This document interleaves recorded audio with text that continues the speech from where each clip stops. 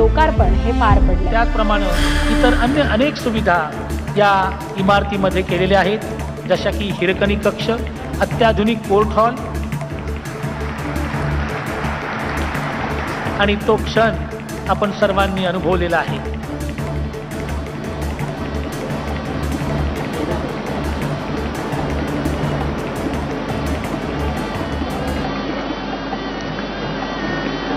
रत्नागिरीच्या मंडणगडमध्ये या दिवाणी न्यायालयाचं उभारणी करण्यात आलेली आहे आणि त्याचं उद्घाटन सरन्यायाधीश भूषण गवई यांच्या हस्ते हे संपन्न झालेलं आहे।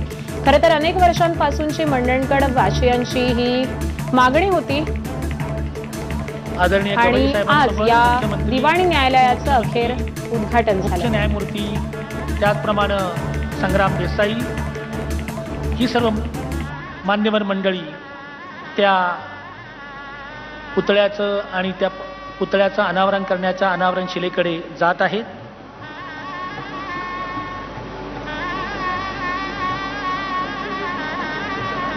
मंडणगड तालुक्याच्या मध्यवर्ती भागामध्ये या नवीन अशा दिवाणी न्यायालयाच्या इमारतीची उभारणी करण्यात आलेली आहे आणि त्यामुळे या संपूर्ण परिसरातील अनेक नागरिकांचा प्रश्न हा आता सुटलेला आहे।